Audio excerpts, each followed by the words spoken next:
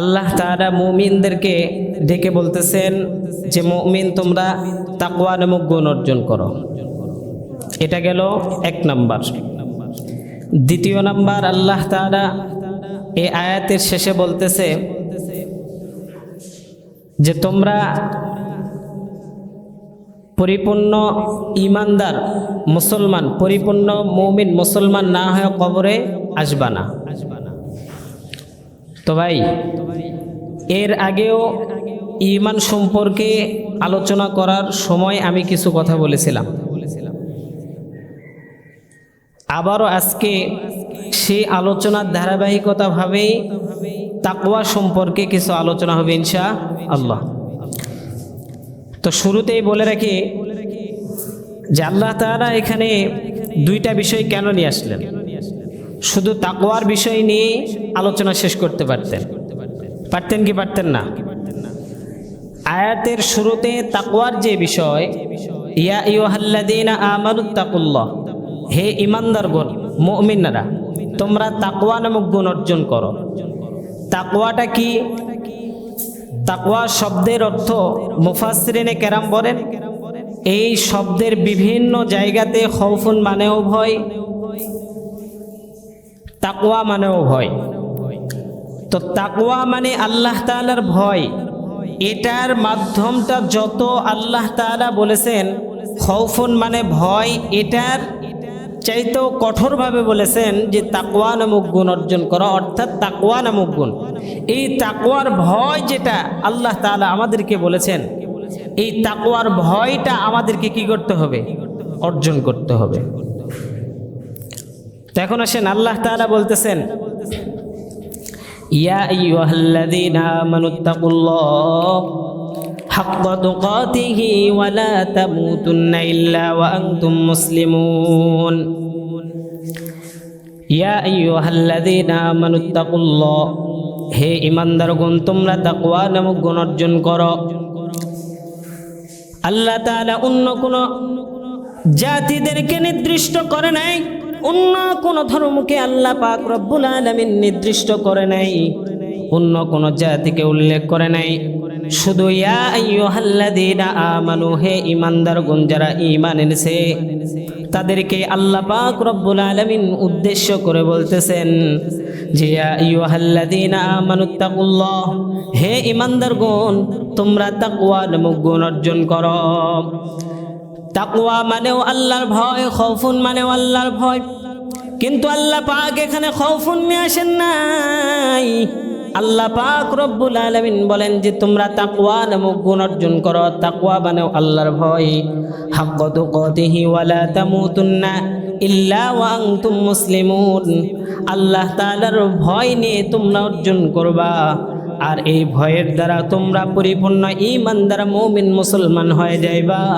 আর যে আয়াতের শেষে আমি আল্লাহ পাক বলেছি ওয়ালা তামুতুন্না ইল্লা ওয়া আনতুম মুসলিমুন, কখনোই তোমরা পরিপূর্ণ ঈমানদার মুমিন না হয়ে কবরে আসবা না।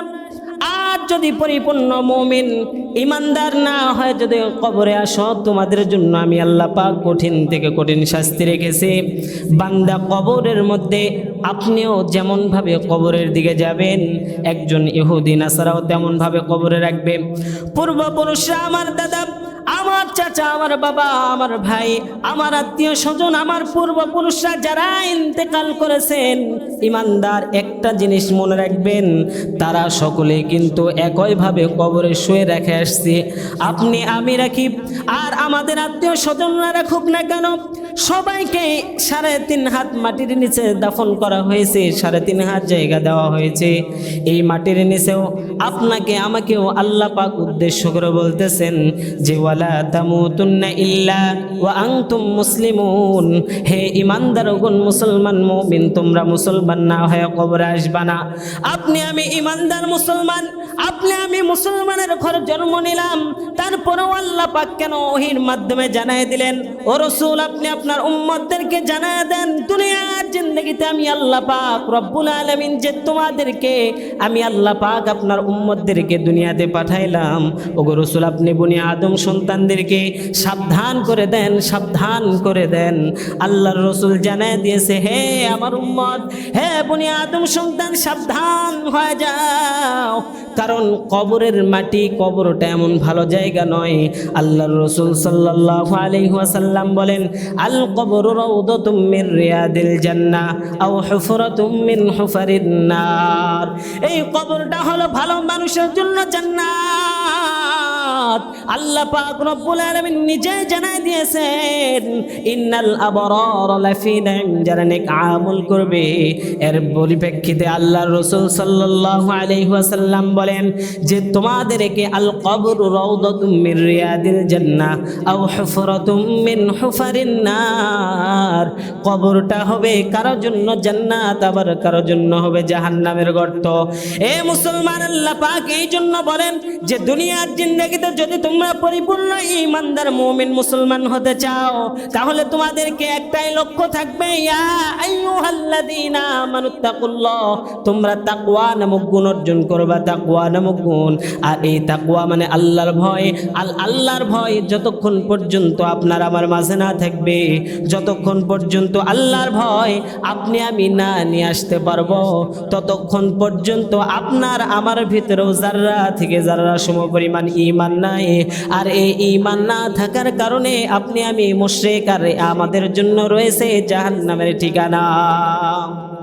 যাররা থেকে যাররা সমপরিমাণ ঈমানটা যতক্ষণ পর্যন্ত আপনার আমার মাঝে থাকবে না, এটাকে পরীক্ষা করব কেমনে?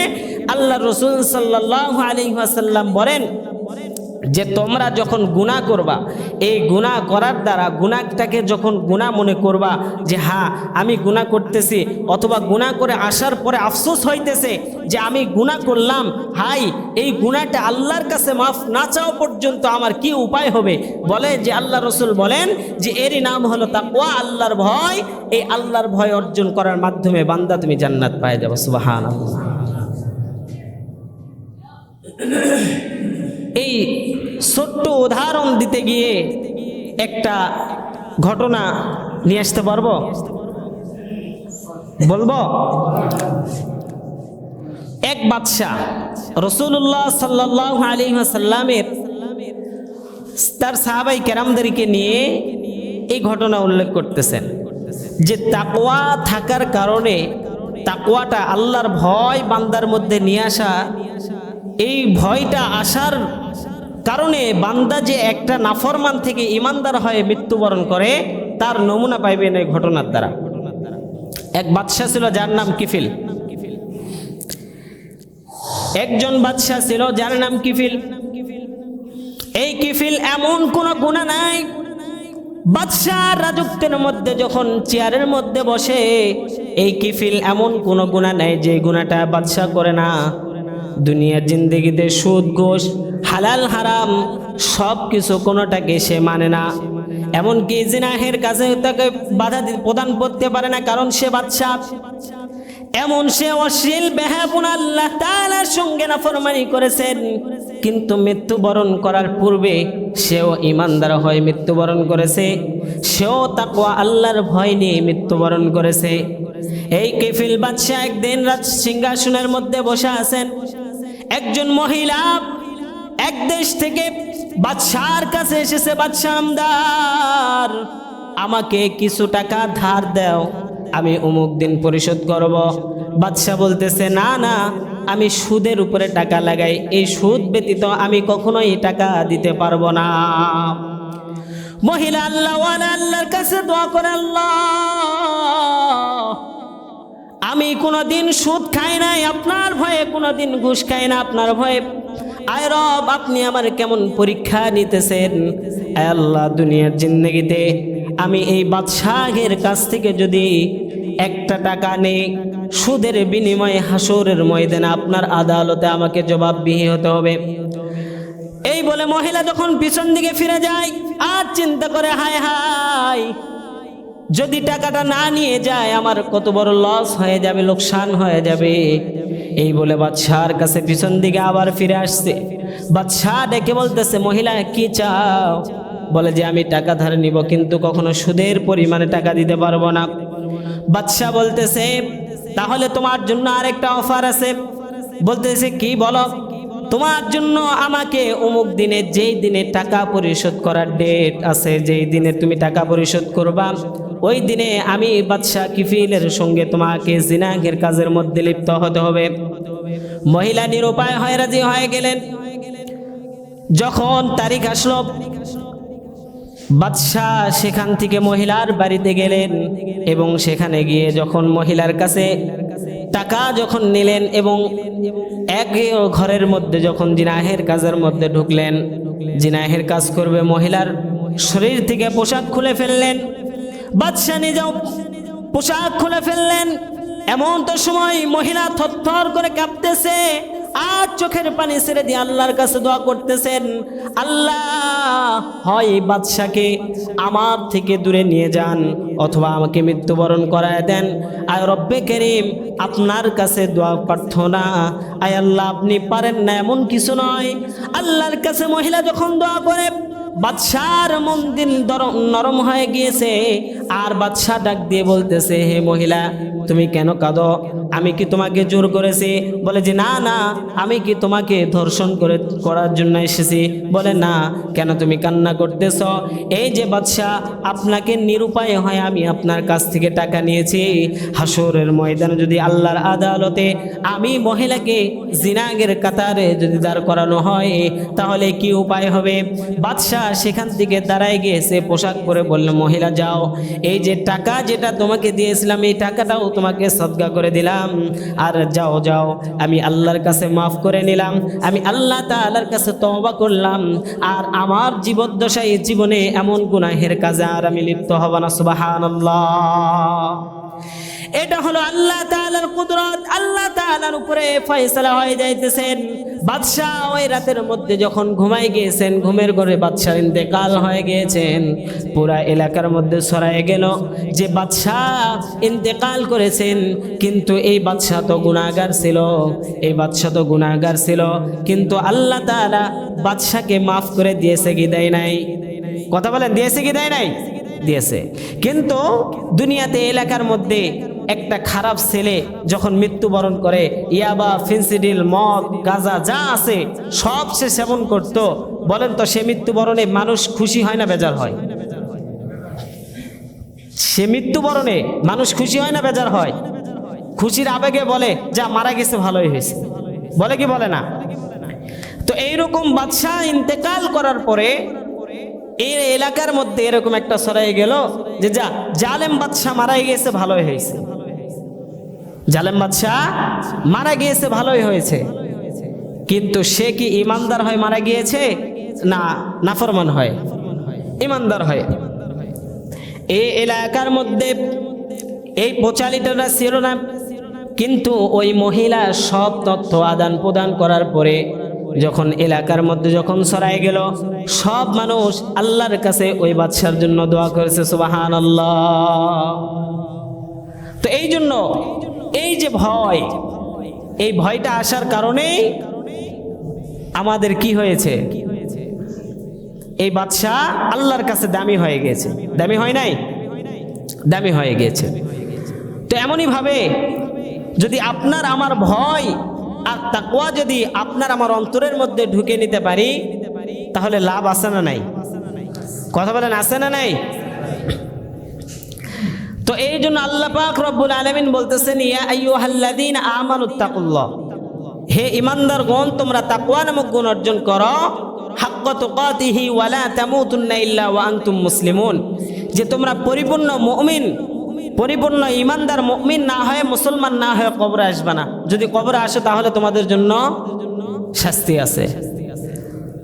তো এই যে দুনিয়াতে আল্লাহ পাক আমাদেরকে পাঠাইছে, এখানে কি আরামাইশের জন্য পাঠাইছে? কথা বলেন, পাঠাইছে আরামাইশের জন্য? পাঠায় নাই।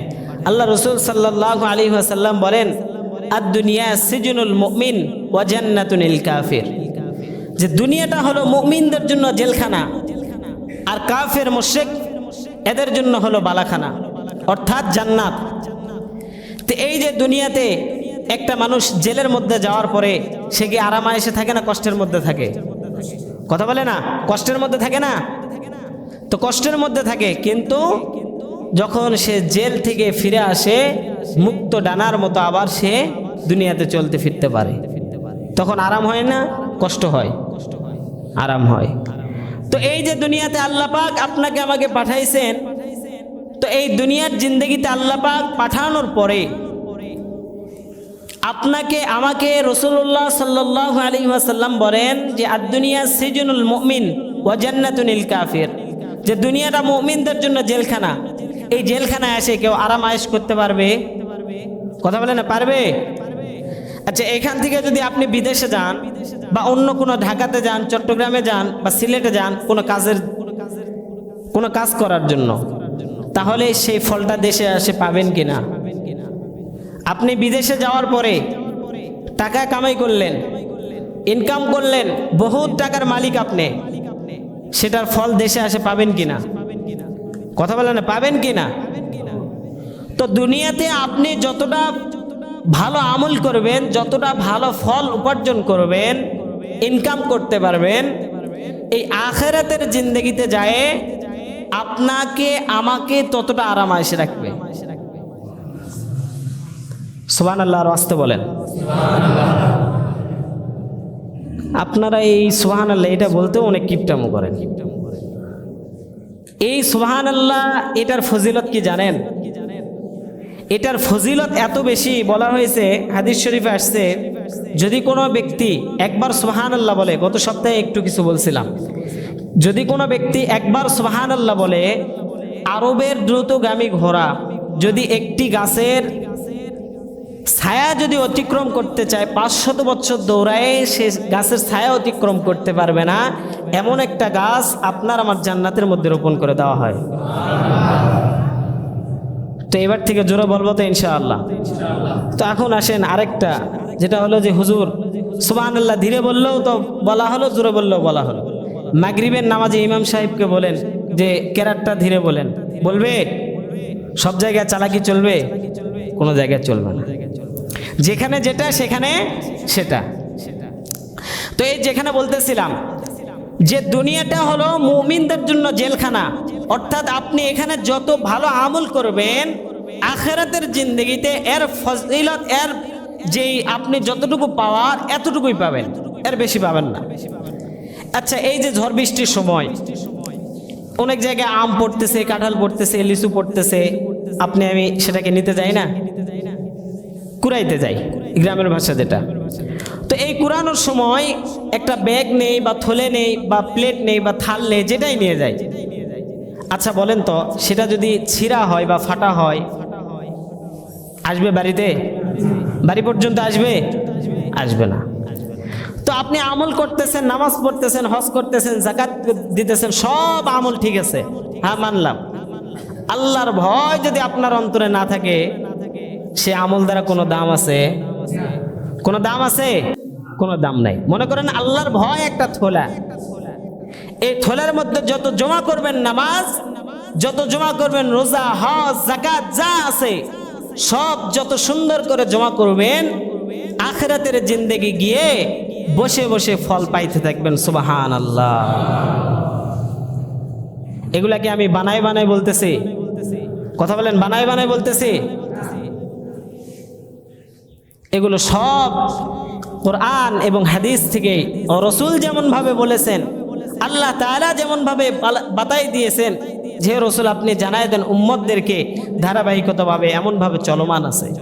হাসরের ময়দানে যখন আপনার আমার আমলনামা দিবে, আর যখন বলবে যে যাও যার যারা আমলনামা নিয়ে তোমরা হাসর, এই দুনিয়ার জিন্দেগি থেকে নিয়ে এই আমলনামা কি নিয়ে আসছো, এটা নিয়ে তোমরা জান্নাত জাহান্নামের দিকে যাও।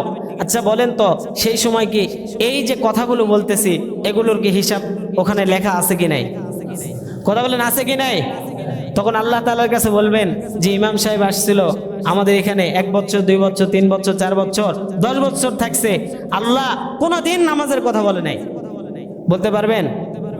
বলতে পারবেন? আপনি আপনার জবানই তো বন্ধ করে দেওয়া হবে। এই জবান, এই যে কথা বলতেছি, এই জবান হাসরের ময়দানে বন্ধ করে দেওয়া হবে। সূরা বনী ইসরাঈল আসছে যে এই যে হাতের আঙ্গুলগুলো, এই আঙ্গুলগুলো পর্যন্ত মুখ খুলে দেওয়া হবে। তারা জবাব দিতে থাকবে আল্লাহর আদালতে যে আল্লাহ আমাকে ব্যবহার করছে, কিন্তু আপনি যেভাবে ব্যবহার করতে বলছেন এইভাবে ব্যবহার করে নাই। ওই যে গত সপ্তাহে বলছিলাম যে জান্নাত এবং জাহান্নাম, জান্নাত আল্লাহ তাআলা কিনে নিয়েছেন মুমিনের জান এবং মালের বিনিময়ে। মুমিনের জান এবং মাল কিনে নিয়েছেন, জান্নাতের মুমিনকে বিনিময় জান্নাত দিয়েছেন। এর বিনিময় হ্যাঁ আপনার জান, এই যে আঙ্গুল এগুলো আপনার জান না, এগুলো ব্যবহার করছেন কোন পদে? আল্লাহর আদালতে হিসাব দেওয়া লাগবে না? দেওয়া লাগবে কি লাগবে না? লাগবে। কবর প্রত্যেক দিন ডাকতেছে বনি আদম সন্তান সাবধান, সাবধান, আমি কবর ভালো জায়গা না, আমি সাপ বিচ্ছুর ঘর, পোকামাকড়ের ঘর। হ্যাঁ ভালো আমল নিয়ে আসো। কে নবীর মেয়ে, কে আমার বুকে আসতেছে এটা আমার দেখার কোনো সময় নাই। আপনি বড় মুফতি সাহেব, আপনি বড় এলাকার চেয়ারম্যান, আপনি বড় এমপি, আপনি বড় ডাক্তার, আপনি বড় কবিরাজ, আপনি বড় আলেম, আপনি বড় হাফেজ, এটা কি দেখবে কবর? এটা দেখবে? কখনো এটা দেখবে না। একজন রিক্সাওয়ালাকে যেমন ভাবে কবরের মধ্যে রাখা হবে, আপনাকে আমাকেও হুবহুব তেমন ভাবে কবরের মধ্যে রাখা হবে। এই রিক্সাওয়ালাকে কবরের মধ্যে রাখার পরে যদি রিক্সাওয়ালার আমল যদি ভালো হয় আর আপনি কোটি কোটি টাকা মালিক হয়ে এই টাকাটার আপনি কবরের মধ্যে রাখার পরে আপনার আমল নামা পুঁজি নাই, তাহলে বলেন রিক্সাওয়ালা দামি হলো না আপনি আমি দামি হলাম? রিক্সাওয়ালার দাম আল্লাহ তাআলার কাছে, মানুষের চেহারা আকৃতি এটা আল্লাহ তাআলার কাছে নয়। বান্দা আপনার আমার আমল আল্লাহ তাআলার কাছে যাবে। এই যে তাকওয়া সম্পর্কে বললাম, প্রত্যেকটা দিন কবর ডাকতেছে বনি আদম সন্তান, ৭০ বার কবর আপনাকে আমাকে স্মরণ করতেছে। আপনি আমি কয়বার স্মরণ করতেছি বলেন? স্মরণ করতে পারতেছি? পারতেছি না। এই সামান্য, হ্যাঁ মানতেছি মৃত্যুবরণ আমাদেরকেও করতে হবে, মানতেছি আমাদের দাদা, আমাদের পিতা, আমাদের বাবা ইন্তেকাল করেছে, সেই ধারাবাহিকতাভাবে আমরাও ইন্তেকাল করব। ভাই ইন্তেকাল করবেন ঠিক আছে, কিন্তু মনে রাখবেন ওই কবরের মধ্যে আমলনামা যখন হিসাব নেওয়া হবে, আপনি আমি কি হিসাব দেব বলেন? দুনিয়াতে আপনি আমি সামান্যতম একটা দোকানের বা বাড়ির কোনো মাল ক্রয় করার জন্য এইটার হিসাবের মধ্যেও গোলমাল হইতে পারে, কিন্তু আখিরাতের জিন্দেগিতে সারা জীবনের আমলনামা যখন হিসাব দেওয়া হবে তখন আপনার আমার কি উপায় হবে? চিন্তা করছে একটি বড়। আরেকটা জিনিস চিন্তা করেন, এই যে আপনি কাফনটা যেটা আপনাকে পরানো হবে, এই কাফনের টাকাও আপনার না, আপনার? কথা বলেন আপনাদের? আপনার আমার এই কাফনের টাকাটা পর্যন্ত আপনার আমার ওয়ারিশ হিসাবে সন্তানেদের। মৃত্যুবরণ করব, করার পরে 1200 টাকা, 1300 টাকা, 1400 টাকা, 1500 টাকা, এই কাপড়টা পর্যন্ত আপনার আমার গায়ে যেটা থাকবে এটা পর্যন্ত আপনার আমার না। তাহলে কোন দুনিয়াতে আমরা আসছি? আমরা কার জন্য করতেছি? ভাই দুনিয়ার মায়া মোহাব্বত ভালোবাসা এমন যে একটা টিস্যুকে নিলাম, ঘাম মোছার পরে বা হাত মোছার পরে টিস্যুটাকে ডাস্টবিনের মধ্যে ফেলে দিলাম। আর দুনিয়ার মোহাব্বত ভালোবাসাটাও এমন যে দুনিয়াতে আপনি মৃত্যুবরণ করলেন, 1 দিন 2 দিন 3 দিন 4 দিন মানুষ আপনাকে মনে রাখবে, এরপরে আপনাকে ভুলে যাবে। এই দুনিয়া বড়ই স্বার্থপর, দুনিয়াতে কেউ আপন নয়। আপনি ভাবতেছেন আপনার বাবা আপন, আপনার মা আপন, আপনার ভাই আপন, আপনার সন্তান আপন, স্ত্রী আপন। তারা যদি আপনই হতো তাহলে হাসরের ময়দানে তারা কেন আপনাকে চিনবে না? কথা বুঝে আসছে? যদি আপনই হতো, আমার তো মূল পুঁজি তারা কবর পর্যন্ত যাইবে। আপনার আমার আপন, হ্যাঁ আপন মানলাম, আপন আমার মা আপন, আমাকে বাড়ি থেকে বিদায় দেওয়া পর্যন্ত আমার মা সেখানে স্তব্ধ হয়ে যাবে, সেখানে দাঁড়ায় যাবে, আর তার এক পাও অধিকার সামনে নাই যে সে সেখানে যাবে। আমার স্ত্রী আপন, সেও সেম একই জায়গায় দাঁড়াবে। আমার বোন আপন, আমার নানি আপন, আমার দাদি আপন, হ্যাঁ সেখানেই তারা দাঁড়ায় যাবে, আর এক পা সামনে আগাবে না। আপনার ছেলে আপন, আপনার আত্মীয় স্বজন আপন, হ্যাঁ মানলাম তারাও আপন। তারা কবরে নামাবে, 2 জন আপনাকে কবরে রাখবে, তারাও নামবে, কিন্তু তারা সেখানে আর থাকবে না, তারা সেখান থেকে উঠে আসবে, উঠে চলে আসবে। হাই কি আফসোস, সেখানে শুধু আপনার আমার সঙ্গে একজনই থাকবে, সেটা হলো নেক আমল। সে আমলের কোথায় কি আপনার আমার? একটু বিবেককে চিন্তা করেন, প্রশ্ন করেন যে আল্লাহ তাআলা আমাকে 60 বছর হায়াতের জিন্দেগি দিল, হাই এই জিন্দেগির মধ্যে 40 বছর কাটাইলাম, এই জিন্দেগির মধ্যে 55 বছর কাটাইলাম, 50 বছর কাটালাম। এই যে একটা ওয়াল দেখতেছেন, এই সামনে থেকে দরওয়াজাতে ঢুকলে ওয়াল পার হওয়ার কোনো বুদ্ধি আছে? কোনো জ্ঞান আছে? কোনো জ্ঞান নাই। আপনাকে আমাকে হায়াত এই সীমাবদ্ধ করে দেওয়া হয়েছে একটা ওয়াল হিসাবে। এর এই পার আপনি আমি আর যাইতে পারবো না। হায়াত যেখানে শেষ আপনার আমার, সেখানে আজরাইল এসে হাজির। বলেন দুনিয়ার চাকচিক্য মায়া, এই যে চাকচিক্য মায়া দেখতেছি, এই যে টাইলস উপরে কত সুন্দর দেখতেছি, এর নিচে যে সিমেন্ট বালু, এটা দেখতে কি সুন্দর লাগবে? কথা বলেন, সুন্দর লাগবে? যতটা টাইলস লাগতেছে। একটা জিনিস চিন্তা করেন যে দুনিয়াতে এত সুন্দর সুন্দর বিল্ডিং বালাখানা তৈরি করলাম, আর এই কবরের মধ্যে যখন আপনাকে আমাকে নামানো হবে, এই দুনিয়ার 3 ইঞ্চি 4 ইঞ্চি মাটির নিচের অবস্থাটা কি কখনো চিন্তা করেছি? শুধু এই পাশ আর এই পাশ, বাঁচলে দুনিয়া, না বাঁচলে আখেরাত। যদি আপনার আমার হায়াত যদি থেকে থাকে, দুনিয়াতে বাঁচলাম, হ্যাঁ মানলাম, আপনি আমি দুনিয়াতে লক্ষ লক্ষ টাকা খরচ করে দুনিয়াতে থাকলাম, কিন্তু থাকার তো আজরাইল যখন ডাক পড়ে যাবে, থাকার কোনো বুদ্ধি আছে? থাকার কোনো চেষ্টা আছে? কোনোই নাই। তো এই জন্য ভাই, আপনাকে আমাকে একটা জিনিস অর্জন করতে হবে, সেটা কি? তাকওয়া, আল্লাহর ভয়। তো আরেকটা উদাহরণ দিয়ে শেষ করবো ইনশাআল্লাহ। তো এখন আসেন, আল্লাহ তাআলা বলতেছেন যে ইয়া আইয়ুহাল্লাযীনা আমানুত্তাকুল্লাহ হাক্কা তুকাতিহি ওয়া লা তামুতুন্না ইল্লা ওয়া আনতুম মুসলিমুন। হে ঈমানদারগণ, তোমরা তাকওয়া নামক গুণ অর্জন করো, তাকওয়া নামক গুণ অর্জন করো। আর এই তাকওয়া নামক গুণ অর্জন করার মাধ্যমে, আল্লাহর ভয় অর্জন করার মাধ্যমে বান্দা তুমি পরিপূর্ণ মুসলমান হইবা। আর এই পরিপূর্ণ মুসলমান হওয়ার কারণে আল্লাহ পাক রব্বুল আলামিন আপনাকে আমাকে জান্নাতুল ফিরদাউস দিয়ে দিবেন। সুবহানাল্লাহ। চতুর্থ নাম্বার খলিফা, আল্লাহ রাসূল সাল্লাল্লাহু আলাইহি ওয়াসাল্লামের 4 জন খলিফা ছিলেন। এই তাকওয়া নামক গুণের আরেকটা উদাহরণ দিব। দ্বিতীয় নাম্বার খলিফা হযরত ওমর রাদিয়াল্লাহু তাআলা আনহুর জামানায়, খেলাফতের জামানায় ওমর রাদিয়াল্লাহু তাআলা আনহু যখন এই খেলাফতের জামানায়, যখন খেলাফত প্রাপ্ত হলেন, খেলাফতের জামানায় বাড়ির এপাশ থেকে ওপাশ, ওপাশ থেকে ওপাশ প্রজাদের খবর নিতেন। আমার প্রজারা কেমন আছে, আমার সেই বাসিন্দারা কেমন আছে, এপার থেকে ওপার যখন খবর নেই।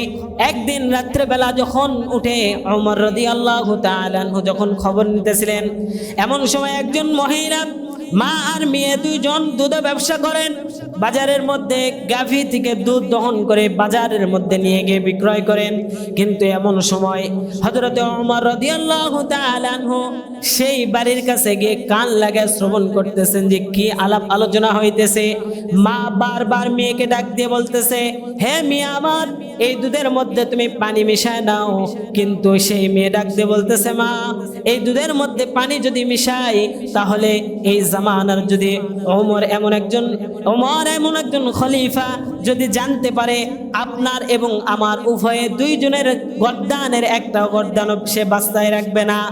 কিন্তু বারবার করে মা বলতেছে, হ্যাঁ মেয়ে, ওমর কেন দেখবে? ওমর এই রাতের বেলা কেন আসবে? ওমর তো দেখতেছে না।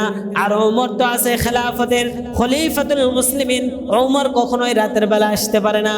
কিন্তু ওই মা আর মেয়ে যখন বারবার তর্ক বিতর্কের মধ্যে এমন ভাবে মেয়ে ডাক দিয়ে বলতেছে, মা আমার শোনো, যদি ওমর যদি না দেখে, এই ওমর যদি না দেখে, ওমরের একজন বাদশাহ, এই দুনিয়ার বাদশাহ নয়, এই দুনিয়ার খলিফা নয়, আখিরাতের জিন্দেগির খলিফা আল্লাহ তাআলা তিনি নিজেই দেখতেছেন যে দুধের মধ্যে আপনি আমি পানি পানি মিশ্রিত করতেছি।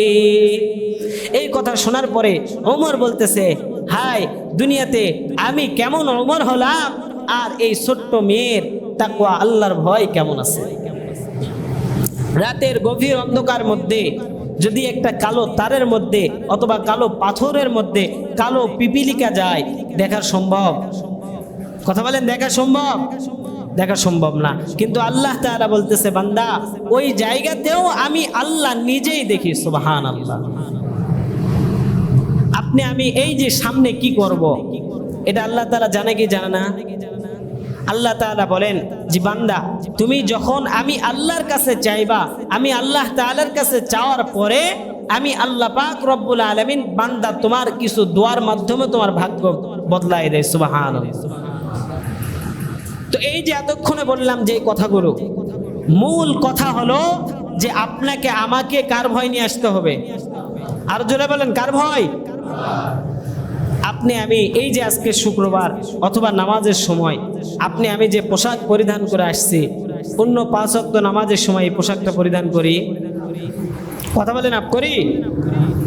ঈদের নামাজে যে পোশাকটা পরিধান করি, সেই পোশাকটাকে পরিধান করি। শ্বশুর বাড়ি যাব, বিয়ের বাড়িতে যাব, বিবাহ খাইতে যাইতেছি, অনুষ্ঠানের মধ্যে যাইতেছি, আচ্ছা বলেন তো এগুলোর মধ্যে আপনি আমি যে পোশাকটা পরিধান করি, ওটা কি পোশাক পরিধান করে মসজিদ পর্যন্ত আসি? কথা বলেন, আসি? কিন্তু দেখেন নামাজ এটা এমন একটা বিষয়, যদি বলা হতো আপনাকে আমাকে যে প্রতি ওয়াক্তে যে যত সুন্দর পোশাক পরে এসে নামাজ আদায় করতে পারবে তাকে তত ভালো পুরস্কার দেওয়া হবে, মনে হয় না এই এলাকার মধ্যে এই গ্রামের মধ্যে যত দামি পোশাক একটাও মনে হয় সারা পড়তো? পড়তো না। এই যে অনেকে আসছেন যে মনে করেন হাফ শার্ট পরে, অনেকে আসছেন মাথায় টুপি নাই।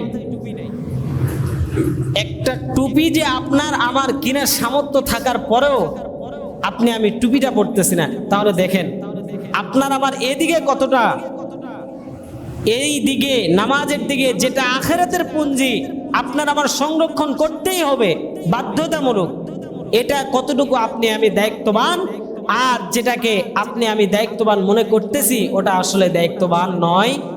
এটাই হলো দুনিয়ার জিন্দগিতে বাস্তবতা। আপনি আমি মনে করতেছি হাই আমি যদি দুনিয়াতে টাকা খরচ করলাম বাঁচলাম, হ্যাঁ আপনি টাকা খরচ করতেছেন, কিন্তু এটার হিসাব দেওয়া লাগবে কি লাগবে না? কথা বলেন, লাগবে কি লাগবে না? লাগবে। তো এই খরচটা করতেছেন কার জন্য, কোথায় করতেছেন, কোথায় ব্যয় করতেছেন, এগুলোর হিসাব আপনি আমি কখনোই করি নাই। আর আপনার আমার নামাজ, এই নামাজের বিষয়টা আমি বলেই থাকি, নামাজের বিষয়টা যদি আপনি আমি নামাজ না পড়ি, নামাজ যদি না পড়ি, কাল কিয়ামতের ময়দানে রাসূলুল্লাহ সাল্লাল্লাহু আলাইহি ওয়াসাল্লাম বলেন, আউয়ালু মা ইউহাসাবু বিহিল আবদু ইয়াউমাল কিয়ামাতিস সালাহ, যে হাসরের ময়দানে তোমাদের অন্য কোন আমলকে দেখা হবে না ততক্ষণ পর্যন্ত যতক্ষণ পর্যন্ত নামাজের হিসাবটা পরিপূর্ণভাবে না দিতে পারছো। আপনার আমার আমলনামার হিসাব ততক্ষণ পর্যন্ত না হবে না, অন্য কোন আমলনামা আপনি মসজিদ করতেছেন, মাদ্রাসা করতেছেন, আপনি গরিব দুঃখীর মাঝে বিলাই দিতেছেন লক্ষ লক্ষ কোটি কোটি টাকা, এগুলোর কোনো দাম নাই যতক্ষণ পর্যন্ত আপনি আমি নামাজের মধ্যে হিসাব না দিতে পারছি। এই জন্য আল্লাহ তাআলার ভয় যদি আপনার আমার মধ্যে থাকতো, তাহলে কখনোই আপনি আমি নামাজ ছাড়তে পারতাম না, পারতাম না। যখনই আপনি আমি নামাজের মধ্যে দাঁড়ায় যাব, তখনই মনে হবে হায় আল্লাহ তাআলা আমাকে দেখতেছে, আমি আল্লাহ তাআলার সামনে আছি, হায় আমার নামাজটা কবুল হইতেছে কিনা। গুনাহ করতেছেন, গুনাহ করার সঙ্গে সঙ্গে গুনাহ করার সময় আল্লাহ তাআলার ভয় অন্তরে আসছে যে হায় আল্লাহ তাআলা আমার দিকে তাকায় আছে, কি উপায় হবে আমার, হায় হায় এই গুনাহটা যদি আল্লাহ পাক আমাকে যদি এই গুনাহ করার বদৌলতে যদি আমাকে জাহান্নামে দেয়, কি উপায় হবে আমার, আল্লাহ তাআলা যদি আমার উপর নারাজ হয় কি উপায় হবে আমার। এই জন্য ভাই সর্বপ্রথম সর্বোপরি হলো শেষ কথা একটাই, সেটি হলো আপনাকে আমাকে আল্লাহর ভয় অন্তরে নিয়ে আসতে হবে। আল্লাহর ভয় যদি অন্তরে নিয়ে আসতে পারি, আপনি আমি পরিপূর্ণ মুসলমান হইতে পারবো। আল্লাহ তাআলা আমাদেরকে বেশি বেশি আল্লাহ